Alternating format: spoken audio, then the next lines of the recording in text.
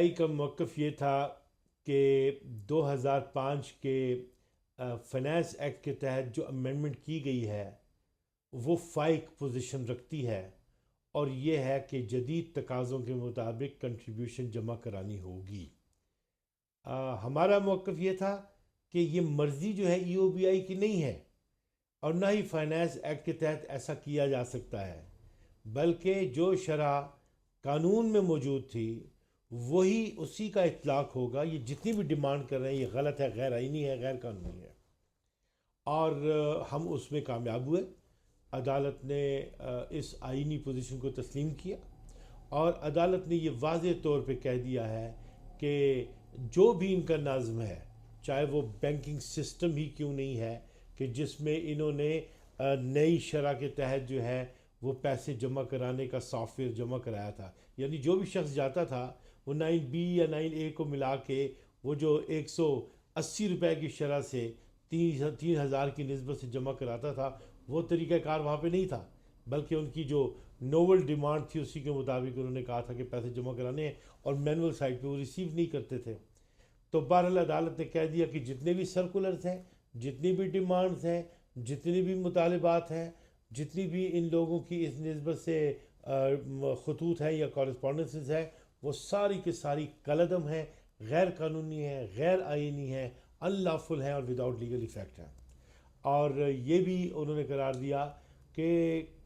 قانون کے مروجہ نظم کو کسی بھی طور جو ہے انڈو نہیں کیا جا سکتا۔ تو میں سمجھتا ہوں کہ یہ ایک بہت بڑی کامیابی ہے ہمارے انڈسٹریل یونٹس کے لیے، اس لیے کہ ان کے ساتھ برتاؤ جو ہے وہ اب قانون اور آئین کے مطابق بالکل اسی شک کے تحت ہوگا، یعنی سیکشن 9 اور یا پھر 9B انہی کے تقاضوں کے مطابق جو ہے اولڈ ریٹس جو تھے وہی بحال ہوں گے، اور درمیان میں یہ سمجھا جائے گا کہ جیسے کہ کوئی اور ڈیمانڈ تھی ہی نہیں، کوئی اور امینڈمنٹ تھی ہی نہیں۔ سو یہ نٹ شیل میں ہے۔ میں سمجھتا ہوں کہ ایک بہت بڑا ریلیف ملا ہے۔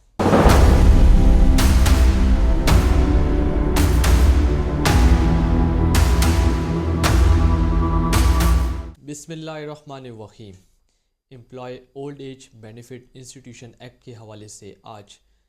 پشاور ہائی کورٹ کا ایک تفصیلی فیصلہ صادر ہوا۔ دراصل employee old age benefit institution کا ادارہ اس بابت تعمیر کیا گیا ہے کہ جتنے بھی امپلائیز ہیں ان کی pensions employee old age benefit institutions کے پاس جمع کرائی جائے گی، اور ان کی ریٹائرمنٹ کے بعد ان کو یہ پینشن یہ ادارہ جاری کرے گا۔ یہ قانون 1976 میں آیا تھا، جس میں ایک شرح دی گئی تھی، اور اس شرح کے 6% پہ کسی بھی امپلائر نے اپنے امپلائی کی پینشن جمع کروانی تھی ای او بی آئی کے پاس۔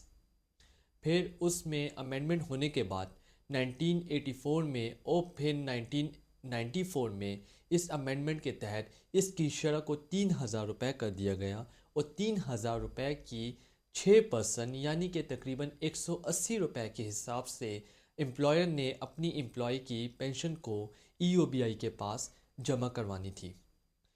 اس کے بعد 2005 میں فائنانس ایکٹ کے ذریعے ای او بی آئی میں امینڈمنٹ کی گئی، اور اس شرح یعنی کہ 3000 روپے کی جو پروویژن ہے اس کو مکمل طور پر ختم کر دیا گیا۔ اسی طریقے سے 2006، 7 اور 8 میں بھی ای او بی آئی میں فائنانس ایکٹ کے ذریعے امینڈمنٹ کی گئی۔ فائنانس ایکٹ کے ذریعے امینڈمنٹ کی جانے والی ای او بی آئی کی ان امینڈمنٹس کو ہائی کورٹس اور پھر الٹیمیٹلی سپریم کورٹ میں چیلنج کیا گیا، اور سپریم کورٹ نے اپنی reported judgment PLD supreme court 2017 page 28 میں یہ واضح کیا